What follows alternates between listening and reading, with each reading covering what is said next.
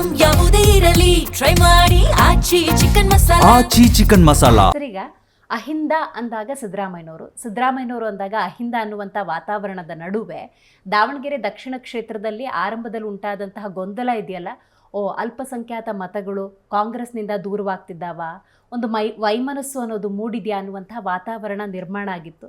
ಈ ಕ್ಷಣಕ್ಕೂ ಕೂಡ ನೀವು ಹಾಗಾದರೆ ವಿಶ್ವಾಸದಿಂದ ಹೇಳ್ತೀರಾ ಅಹಿಂದ ಯಾವತ್ತಿಗೂ ಕೂಡ ಕಾಂಗ್ರೆಸ್ ಜೊತೆಯಾಗಿ ನಿಂತ್ಕೊಳ್ಳುತ್ತೆ ಅಂತ? ಕಾಂಗ್ರೆಸ್ಸಿನ ತತ್ವ ಸಿದ್ಧಾಂತಗಳನ್ನು ಅಲ್ಪಸಂಖ್ಯಾತರು ಹೋಗ್ತಾರೆ. ಹಾಂ, ಯಾವುದೋ ಒಂದು ಅಧಿಕಾರ ಕೊಟ್ಟಿಲ್ಲ ಅಂತಕ್ಕಂಥ ಭಾವನೆ ಅವ್ರಿಗಿದೆ. ಆದ್ದರಿಂದ ನಾವು MLC ಮತ್ತೊಂದರಲ್ಲಿ ಅವ್ರಿಗೆ ಅವಕಾಶ ಕೊಡ್ತಕ್ಕಂಥದ್ದು ಪಕ್ಷ ಮಾಡಿದೆ.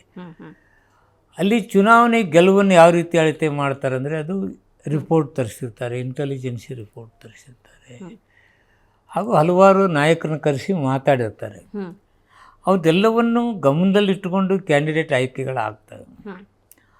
ಅದು ನಮಗೆ ಸಿಕ್ಕಿಲ್ಲ ಅಂತಕ್ಕಂಥ ಭಾವ ಅಲ್ಪಸಂಖ್ಯಾತರಿಗೆ ಬಂದದ್ದು ಸ್ವಲ್ಪ ನೋವು ತಂದಿದೆ. ಅದನ್ನು ಮನವೊಲಿಸಿ ನಮ್ಮಲ್ಲಿ ಹಂಗೆ 3 ಜನರನ್ನು ತೆಗೆಸಿದ್ರಲ್ಲ, ಅಲ್ಲಿ ಮನವೊಲಿಸಿ ತೆಗೆಸಿದ್ರೆ ಅದು 25,000 ಮತಗಳ ಅಂತರದಿಂದ ಗೆಲುವನ್ನು ನಮ್ಗೆ ಸಾಧಿಸಲಿಕ್ಕೆ ಸಾಧ್ಯ ಆಗ್ತಿತ್ತು.